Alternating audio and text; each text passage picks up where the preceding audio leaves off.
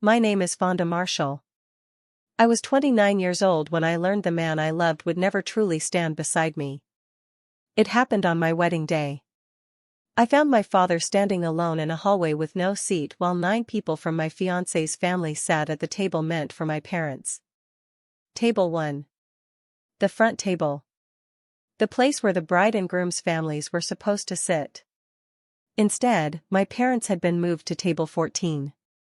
The last table in the room. Right beside the kitchen door and a trash can.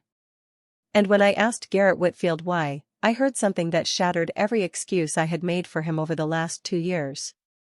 I stood there in my wedding dress while 200 guests waited on the other side of the wall, and I made a choice that changed everything. What Garrett said, what his mother did, and what happened after I walked away, that's the story I'm about to tell.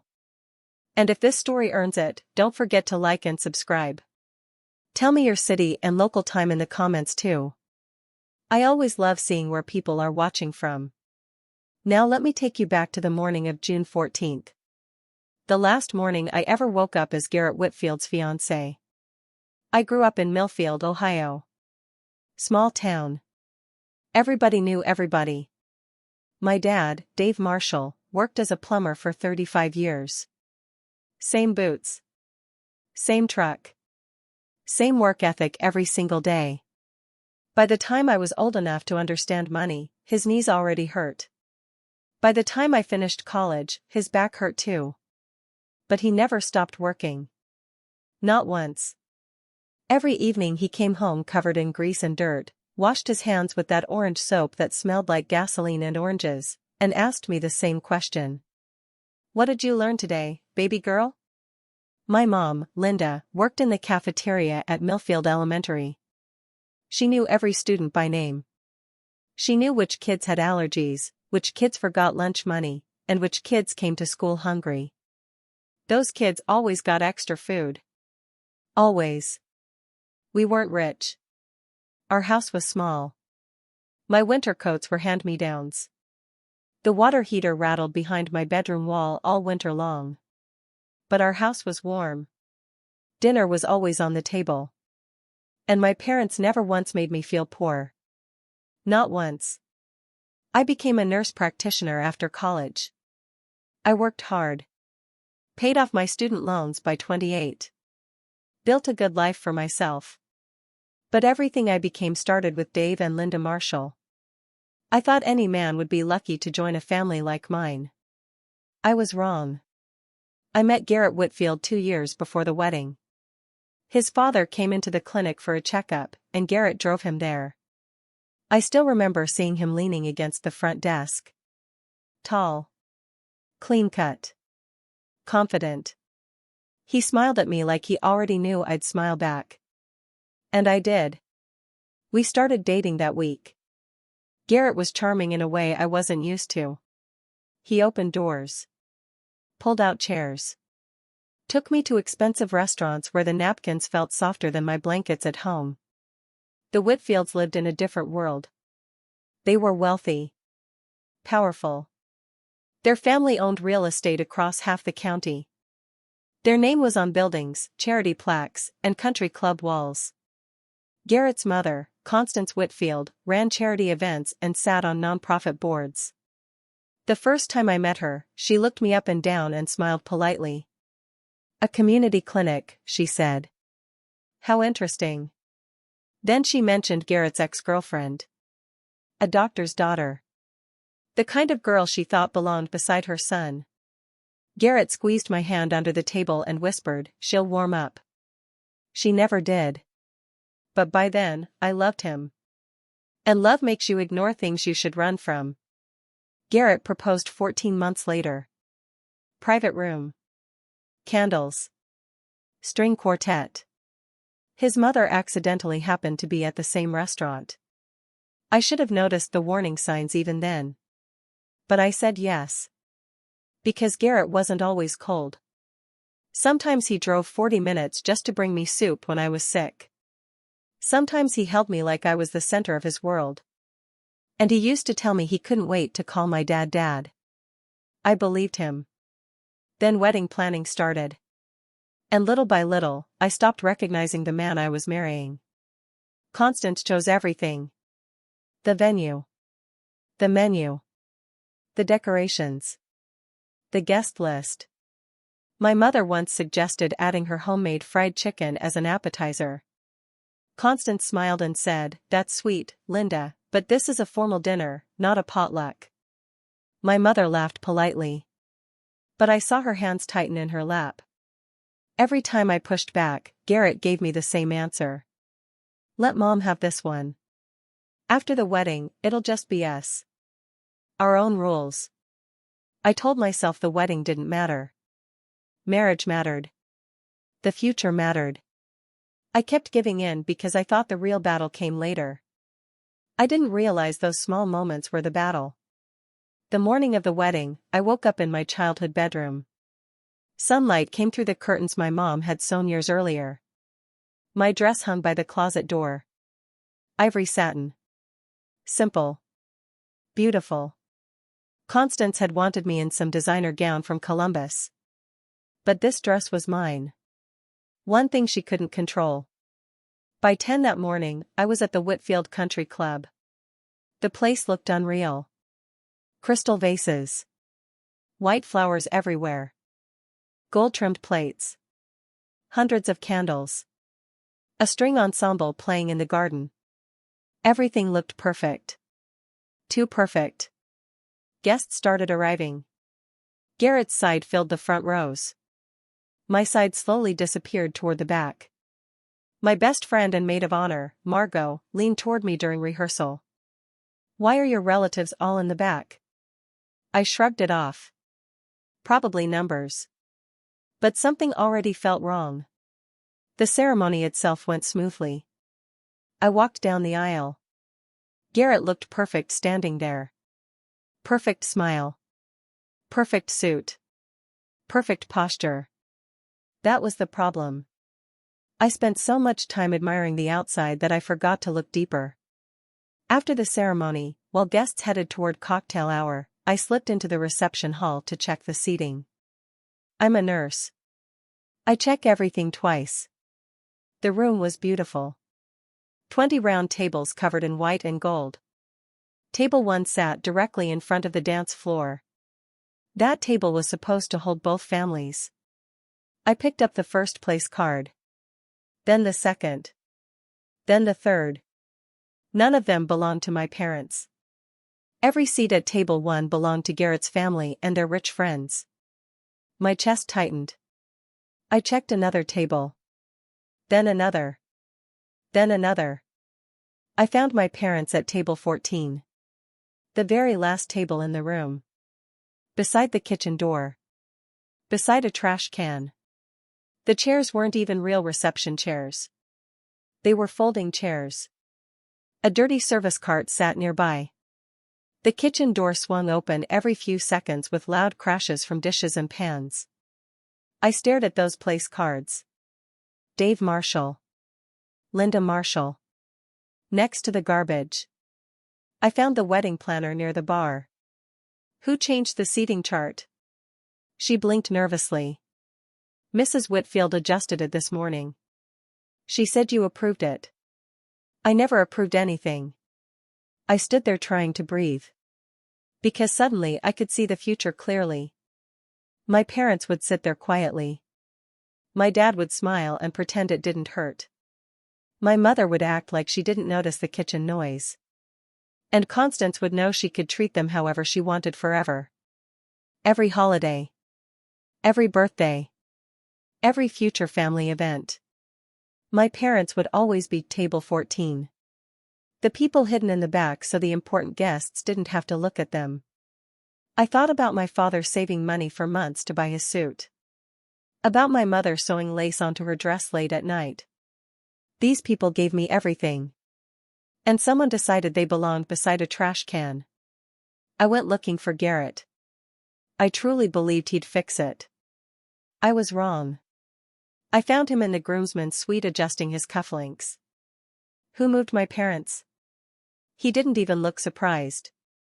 "Mom rearranged some things." "Garrett, they're sitting beside the kitchen." He sighed like I was annoying him. Fonda, can we not do this right now? When then? After dinner? After they spend hours back there? He finally turned toward me. Mom has her reasons. The Hendersons and Porters are sitting at table 1. They're important. More important than my parents. He didn't say those exact words. He didn't need to. He touched my arm gently. Baby, you're stressed. Let's just get through tonight. Tomorrow. Everything was always tomorrow. Tomorrow never came. I stared at him, searching for guilt. For anger. For anything. But there was nothing. He already knew. He knew my parents had been pushed aside, and he still got dressed, fixed his hair, and walked into the wedding smiling. I walked out without another word. But I still needed one final answer. And I got it. I was heading back down the hallway when I heard voices coming from the partially open groomsmen's room door. Constance spoke first. Look at her father. That suit is ancient. Then she laughed softly. And her mother, honestly, did she sew that dress herself? Garrett chuckled quietly. They look poor. Constance lowered her voice. You can't have them at the front table. People will notice. The Hendersons are sitting there. Then Garrett answered. The Marshalls are fine in the back. It's more appropriate. More appropriate. My heart went completely still. Constance spoke again. She doesn't belong here. And Garrett said nothing to defend me. Nothing. I pressed my hand against the wall, trying to stay upright. My father was a plumber. My mother was a lunch lady. And somehow those things were supposed to embarrass me. The man I was about to marry agreed with all of it. I stepped away from the wall. Something inside me snapped into place. Not anger. Clarity. I pushed open the door. Constance froze. Garrett looked startled. I heard everything, I said. Constance instantly switched into her fake polite voice. Fonda, sweetheart. You called my father poor. That's not what I meant.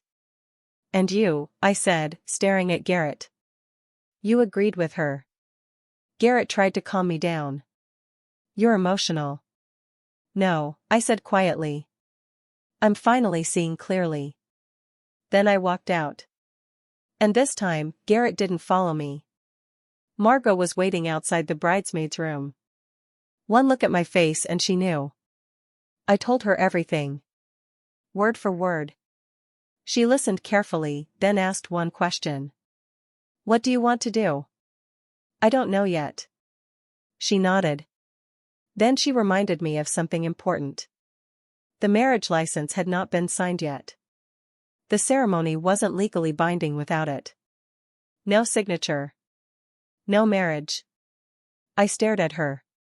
So technically. You're still free, she said. That changed everything. I found my parents sitting at table 14. Dad sat stiffly in his folding chair. Mom smoothed wrinkles from her handmade dress. The kitchen door banged open behind them. Mom flinched. Dad smiled when he saw me.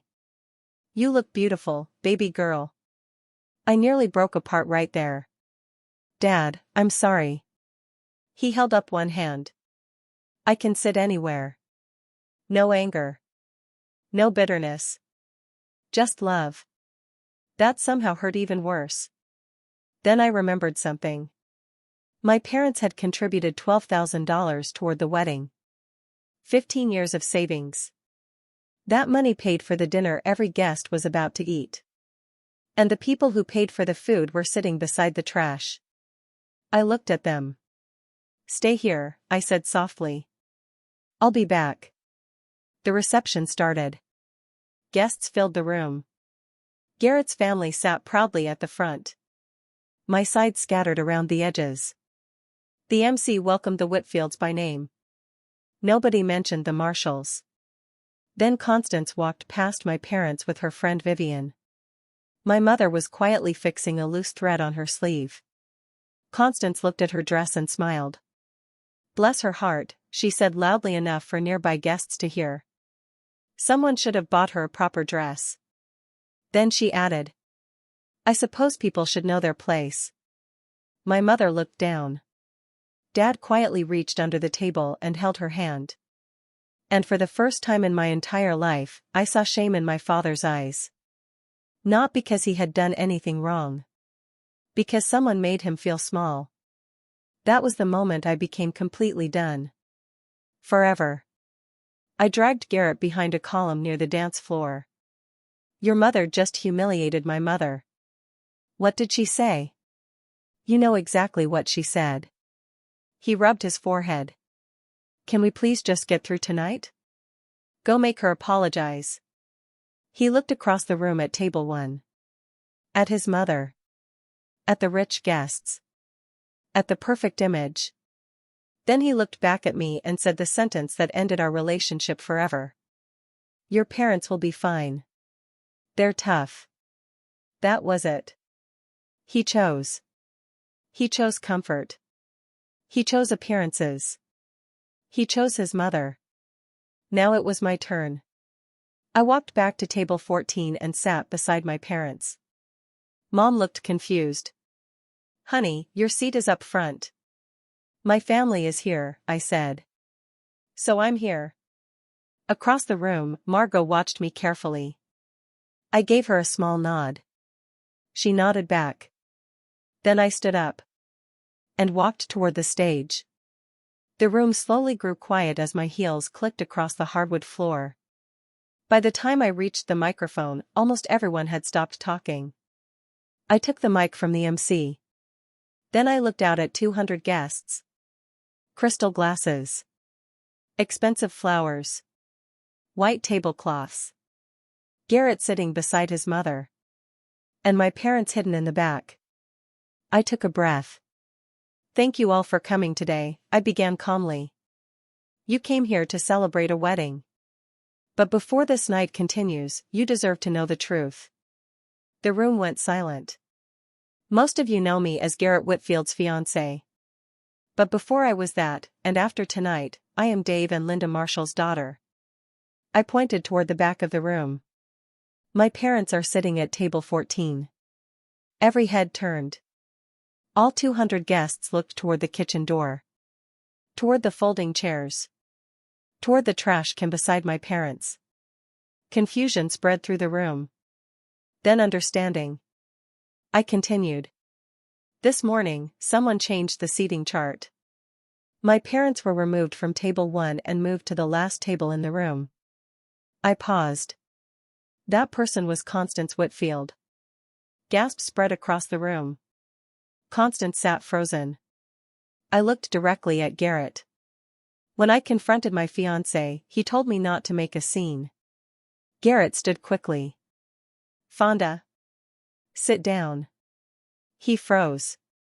You had the chance to defend my family, I said. You chose not to. The room stayed silent. So silent I could hear the kitchen door creaking open behind me. Then I spoke about my parents. My father worked 35 years fixing pipes. He saved for months to buy the suit he's wearing tonight. A woman near the front started crying. My mother feeds hundreds of children every school day. She knows every hungry kid in town. I swallowed hard. My parents spent 15 years saving $12,000 for this wedding. Guests slowly looked down at their plates. At the food they paid for. Then I looked at Constance. And you put them beside the garbage. The room exploded with whispers. People shifted uncomfortably away from the Whitfields. I saw embarrassment spread across Garrett's face. But it was too late. Way too late. I came here ready to start a marriage, I continued. But I will not marry a man who stays silent while my family is treated like an embarrassment. I reached up and removed my veil. Folded it carefully. Set it on the stage. Then I said the words that changed my life. I deserve better than a man who agrees when someone insults my parents. And my parents deserve better than table 14. I placed the microphone back on the stand gently. Then I walked off the stage. No screaming. No crying. No drama. Just done. I walked back to my parents. Mom was crying quietly. Dad stood up the moment I reached him. I hugged both of them between the folding chairs and the kitchen door. Then the four of us walked out together. Past the silent guests. Past the untouched desserts. Past the frozen string quartet. Behind me I heard Constance shouting. Then Garrett yelling my name. I never looked back. That night I sat at my parents' kitchen table drinking coffee. Same table I'd done homework on for years. At 9:15, Margot called. The marriage license was never signed, she said. Legally, you were never married. I closed my eyes in relief. Then came the missed calls. 17 from Garrett. 3 from Constance. 1 from Richard. I blocked all of them. Because apologies after betrayal don't erase the betrayal. Garrett didn't fail me in private. He failed me publicly while my parents sat beside a trash can. There are some things love can't survive. That was one of them. 2 weeks later, I found out I was pregnant. I sat on my parents' bathroom floor staring at the positive test while my whole future changed in front of me. I cried for a long time. Not because I regretted leaving. I never regretted it. I cried because life had suddenly become harder. Much harder. My mother found me sitting there and quietly lowered herself onto the cold tile floor beside me.